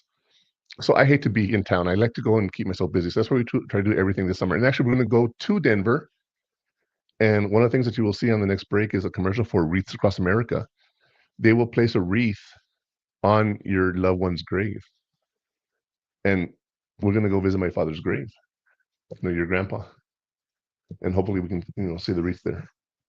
I'm going to have one for your mom and my other baby brother who's in the cemetery here. I'm going to buy wreaths for them. And grandma or no? No, it's not in the National Cemetery. Okay. Oh, God. What? I'm not laughing because it's funny. It's so messed up. When your grandma was alive, she wanted to be buried with her son, who she lost, right? And I told her, yes, I'll make sure you're buried there. So after she died, my brother's like, yeah, when we're at the funeral home, we're making plans. We're like, oh, we're going to bury her at cemetery, at Fort Bliss Cemetery. And I said, no, she can't go there. She's divorced my dad. She has no right to that. And my brother's like, but you told her. I said, what am I going to tell her when she's alive that she's not going to be buried there? Like, let her believe it till she dies. And, now we put her with her brother and her mom, right, they're really close to them, actually. But yeah, so I lost my train of thought about the wreaths. The what? The wreaths. Yeah. So National Cemetery. That's where it's going to be. And maybe we can actually go to Denver and, I want to get a picture of the wreath on his grave, in her grave. That'd be cool. The other weird part, I don't know if you guys know this, being veterans, I have a burial for my spouse. And because she passed away while we were married, she was buried in National Cemetery. But when I die, if Connor decides to bury me there, I will be buried on top of her, and the tombstone will be turned around and have my name on it. And it'll have her in the back. I don't know if you knew that or not. Well, I knew you wanted to be buried like with mom. I didn't. Well, okay. What if you want to keep me in an urn and keep me around? Can you do that? Excuse me. Right. You can keep me in an urn and not bury me. You can, I don't know, throw me in the backyard, whatever, right? You know, I'm dead. Whatever you decide to do with me, that's up to you. You know, if you decide to go to bury me with your mom, then yeah, that's where I'll be buried, on top of her. And she's where? Fort Bliss National Cemetery. Okay. Yeah, we just had that whole conversation. No, but like where? 9 feet under. Let's see. Was it 9 That's feet? what you mean, right? Yeah, because they have to have room for me. Okay. But that's what you mean, right? Where is she buried? She's in the ground. Well, but like that, like how far and where in the cemetery? Her spot. You know where her spot is, by the fence in the tree. You forget because you haven't gone. Okay. Well, That's even it, that, I right? can't even look it up anyways. Yes, you can. National Gravesite Locator. Look her up. Look up a federal Hold on, I'm gravesite. gonna go on mute for StreamYard, but keep going on Streamlabs. All right. So yeah, you can look up anyone you want in the National Cemetery. You can find them there. It's really interesting. But it's called the Grave Locator. And you type in their name and you'll find them. You know, and the date of death was 12/4/15. Damn, you remember that? I told you I don't forget those dates. Okay. Anyway, we were talking about Christmas, and I said I had a story about Christmas. How many of you have ever seen the movie? God, what's the name of that movie? You're gonna shoot your eye out. Christmas Carol? No. When are you gonna shoot your eye out? Yeah, the Christmas Story. In the Christmas Story, if you watch the movie, and I'm gonna spoil it if you haven't, okay? They're trying to have a nice turkey dinner for Christmas, and the dogs get loose in the house and they destroy the turkey dinner, and they end up eating dinner at a Chinese restaurant. And in the scene, they have a Peking duck, and they come out and they chop the head off the duck at the table. If you watch the scene over, you'll see that the female actress, I forgot her name, the mom in the story, did not know that they were going to be cutting off the duck's head. It was a planned prank on her, and they kept it in the movie. So her reaction to, they come out singing a carol with the stereotypical horrible Asian accent. In those days, that's what we did. Okay, I'm not saying it's okay or not, just whatever. But they're singing the song, and they bring the duck, and they chop his head off, and she gets pranked. You know. What's interesting though is, why did they choose a Chinese restaurant? Does anybody know that? I'll let you guys think about it. Why did they choose a Chinese restaurant on Christmas Day? And the answer is because that's the only thing that's open on Christmas Day. Not everyone celebrates Christmas, right? So not every company is shut down. And Chinese, in particular, Chinese restaurants are open that day. And there's something else that's open on that day. It's movie theaters. For whatever reason, Chinese restaurants and movie theaters are open. So our tradition is we go to the movies and we eat Chinese food. What order depends on what time we decide to do everything. But that's something that we do. And there was, when we were in Vegas, we went to Sushi Ichiban, which was all you can eat sushi. That was great, I'm telling you. But that was our Chinese restaurant because they didn't, we didn't have one near the strip that we wanted to go to, But yeah, so that's the Christmas tradition you're talking about. Is we have the Christmas Chinese dinner and Christmas movie that we go see. Okay, but I digress. Let me come back to the show. Okay, no, you can say you can play it. Right now, so those are three things we have. Don't say yes to everything. Don't skip sleep and get more done. To get more done, make sure you take your time and rest. And you want to make sure you don't ignore the early signs of burnout. And now I want to go ahead and go to our next segment, which is called the heat shields.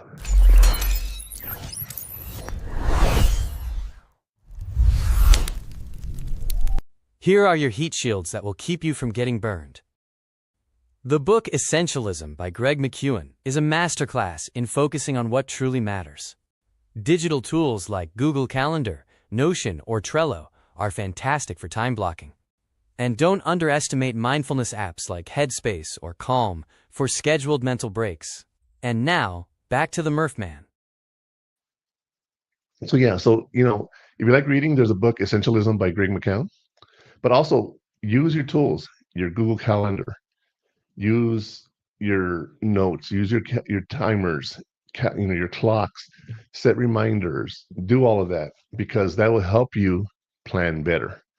It reminds you, and one thing that stresses everyone out is today recycling day,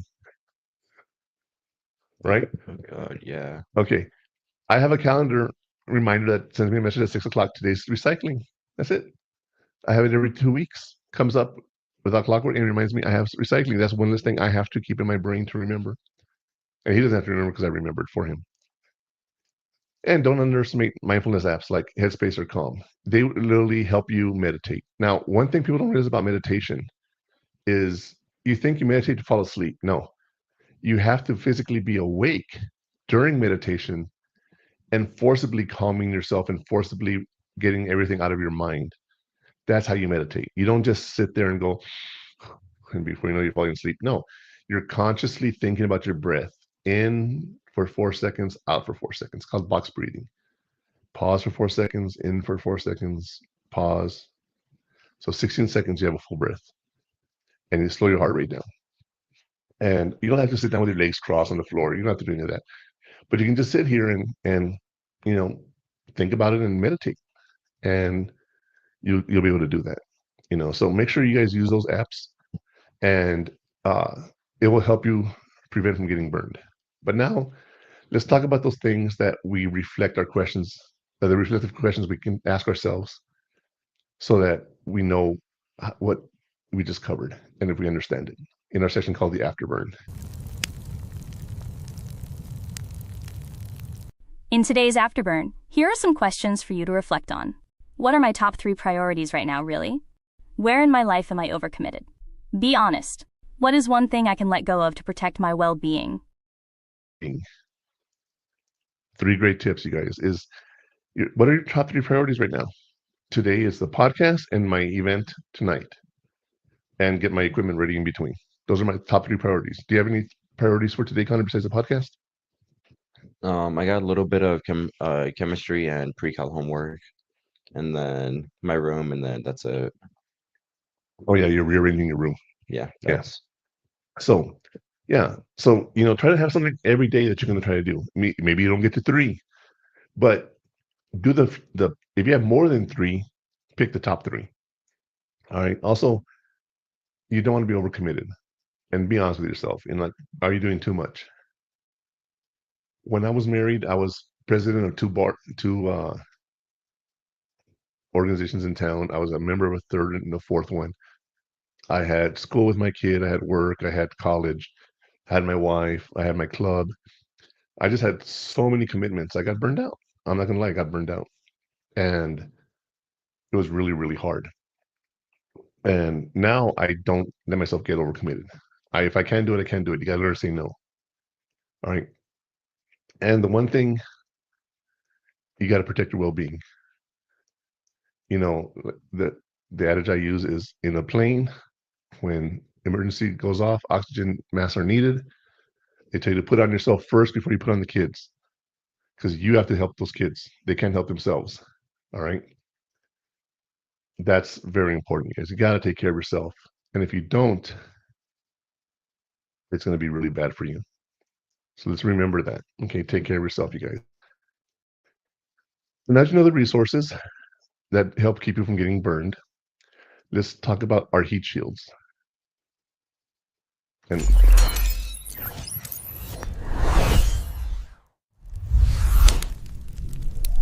Here are your heat shields that will keep you from getting burned. The book Essentialism by Greg McKeown is a masterclass in focusing on what truly matters. Digital tools like Google Calendar, Notion, or Trello are fantastic for time blocking. And don't underestimate mindfulness apps like Headspace or Calm for scheduled mental breaks. And now, back to the Murph Man. All right, sorry about that, you guys.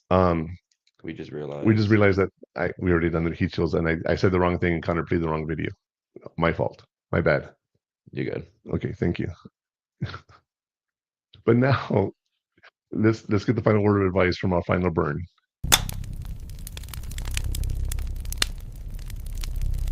The final burn is, balance isn't lazy, it's legendary. Protect your peace. Protect your peace. You know, you need to balance and you need peace in your life. All right. Be aware of that, you guys.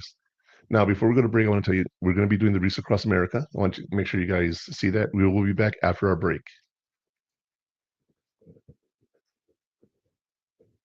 Hello? Break.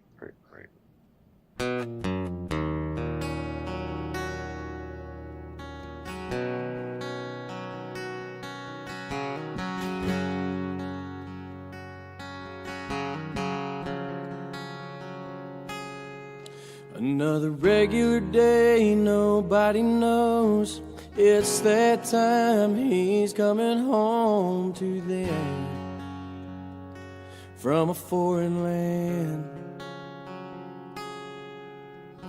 He pulls up, his mama cries, looks at daddy with tears in his eyes and says, nothing feels better than this. Couple of months go by and no one sees. Something just ain't right, all he wants is peace. He needs help, but he don't know the path to take or the way to go to be free and put his mind at ease. We will help, 'cause we can't stand to see a soldier go to God by their own hands. We will do everything we can to make 22-0 again.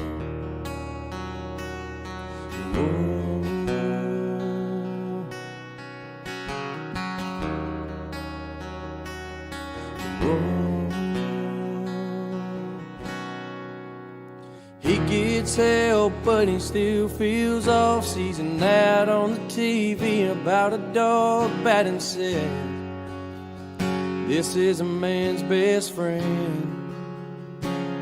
Whoa, so he goes one day and he picks it up. Never thought a dog could bring so much love and put a smile on his face. But he's finally found a saving grace. He needs help, but he don't know the path to take or the way to go to be free. Put his mind at ease.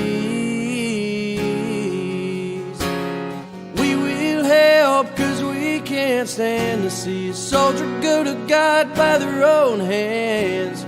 We will do everything we can to make 22-0 again.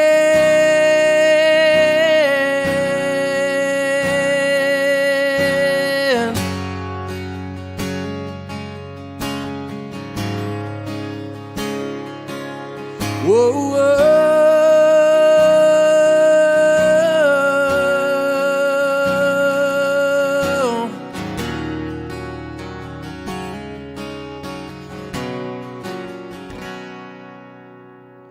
He needs help, but he don't know the path to take or the way to go to be free.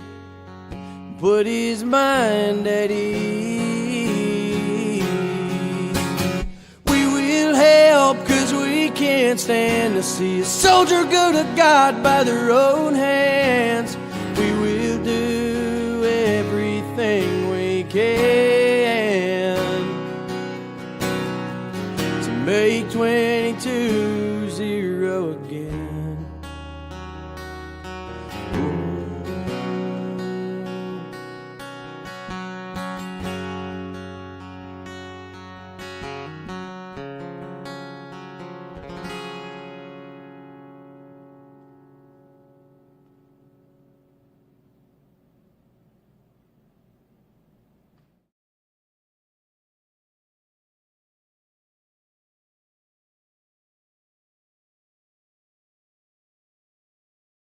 At Military Broadcast Radio, the goal is to offer a platform for mental health advocacy while connecting the military community through various media platforms.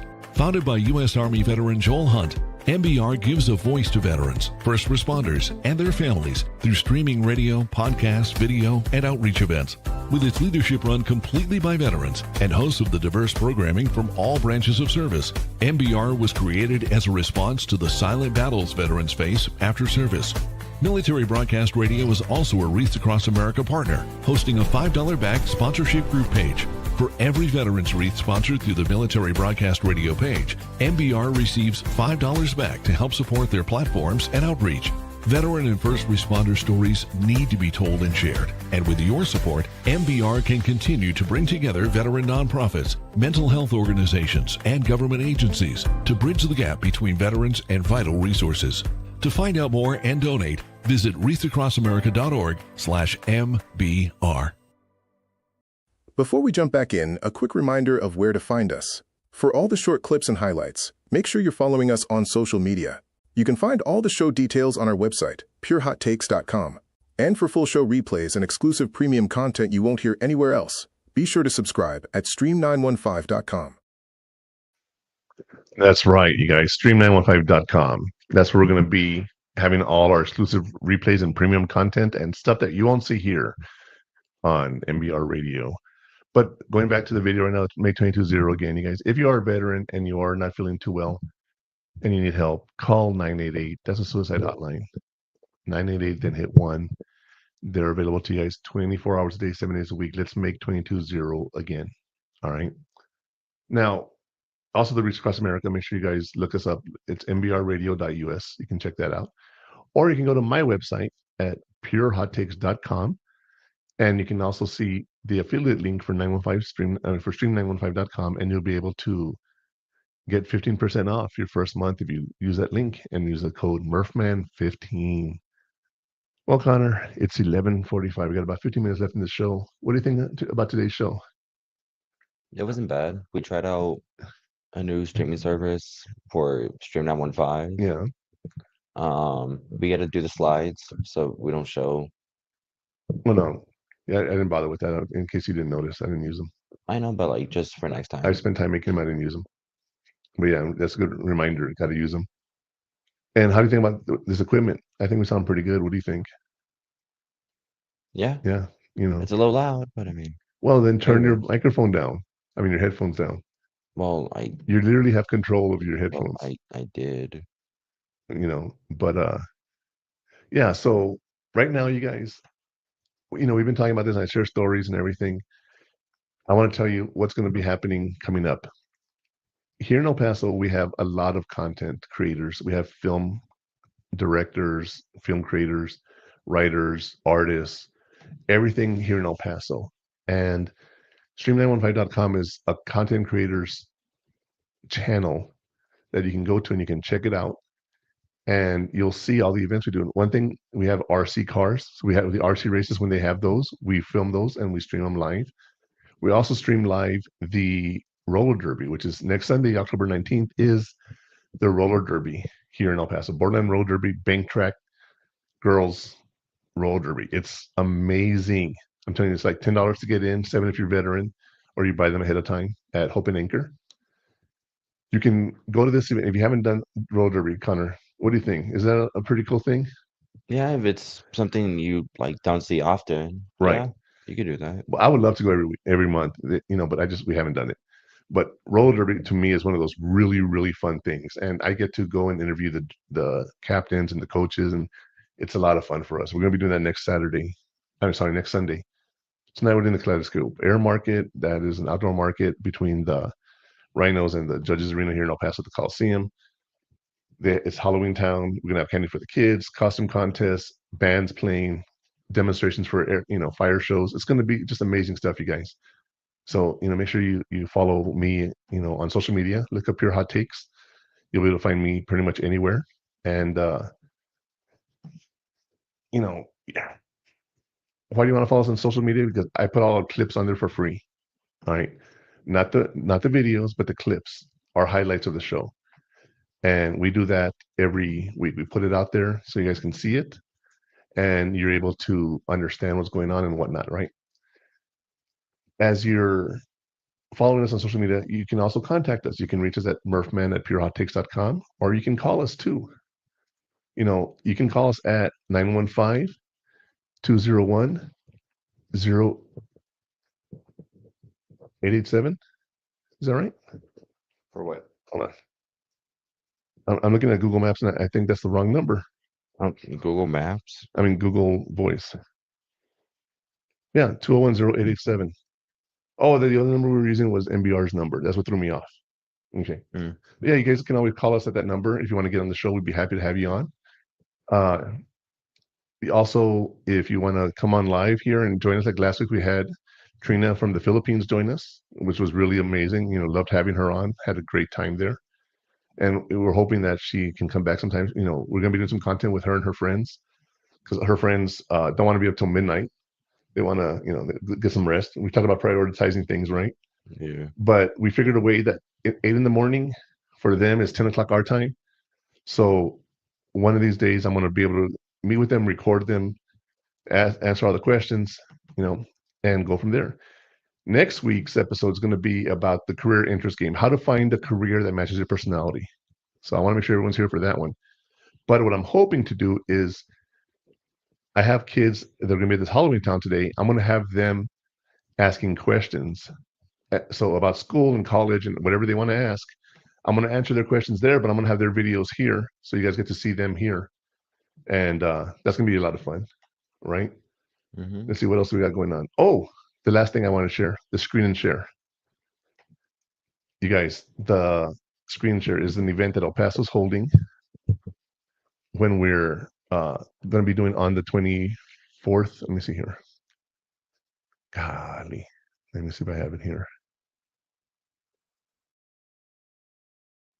Where do I have it? Let me go. I have it on my phone. I don't have it on here. That's the thing. So yeah, the screen share is going to be like a local El Paso film festival that we're trying to get started here. And what we're hoping is we can do this on a yearly basis, a couple times a year. If we can get that done, that would be great.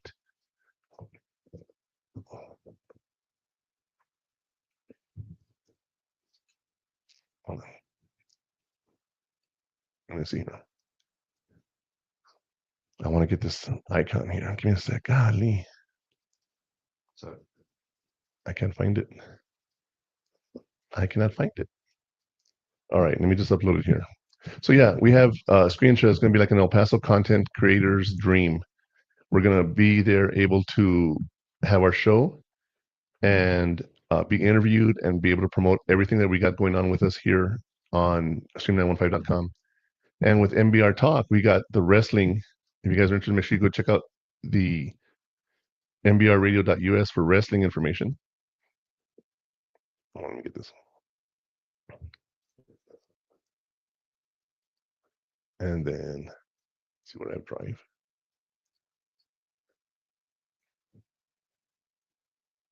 God, I'm so sorry, you guys.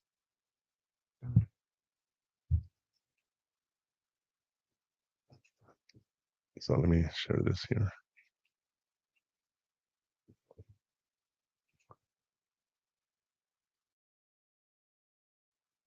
I found her. Where did you find her? He's talking about his mom. We were just looking her up on the gravesite and we couldn't find her. Where'd you find her? On the VA website. The VA website? I looked everywhere and I found her. What's SP4 US Army? That's my rank. That's your rank, okay. Yeah, I wasn't much of a soldier, you guys. I lie, but yeah, it wasn't what I was.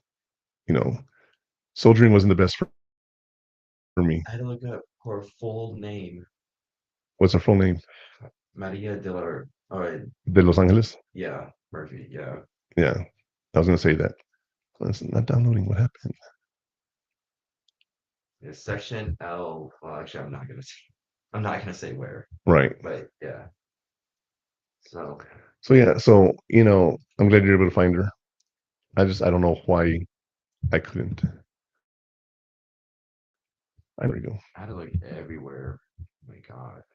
I went It's to not like 4 supported. different websites.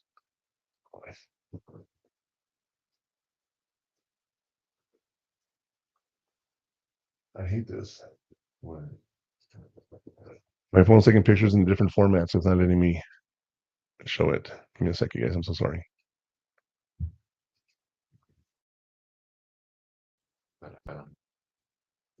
Yes, I'm glad you were able to find your mom. I was saying Connor during the break that they moved her, and he's like, "What do you mean they moved her?" I'm like, "I'm kidding, dude." You're so gullible sometimes. But I am. all right, so here we go. The screen share event. There it is.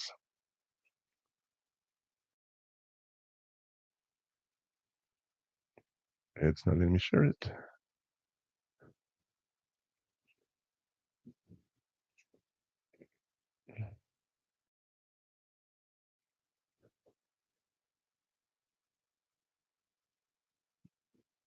Okay, it's not letting me show it. So let me see if I can share my screen. I'm so sorry. I hate ending like this. I was happy and ready to go, and I was all happy. Yeah, it's not letting me play it.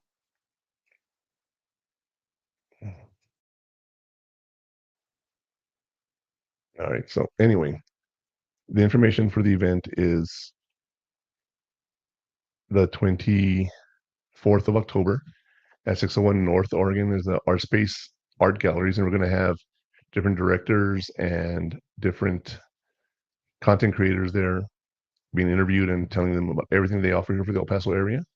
So I hope you guys can make it out to that. Hopefully, Connor, you can make that and and be part of it and hand out some candies to some kids. Today? No, I'm joking. the 24th.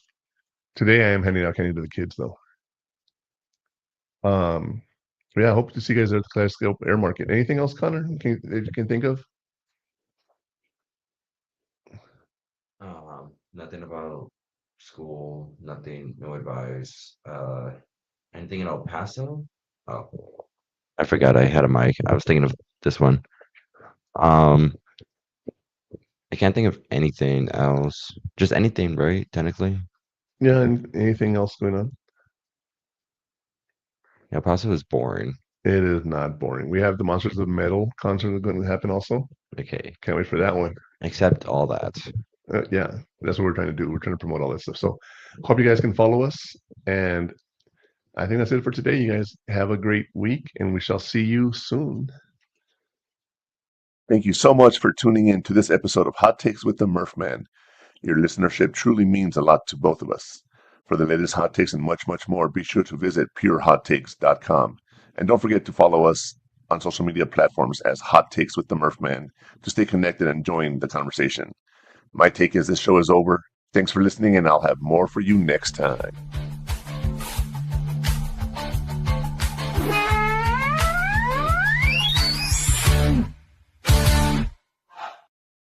Ladies and gentlemen, thank you for tuning in to Military Broadcast Radio.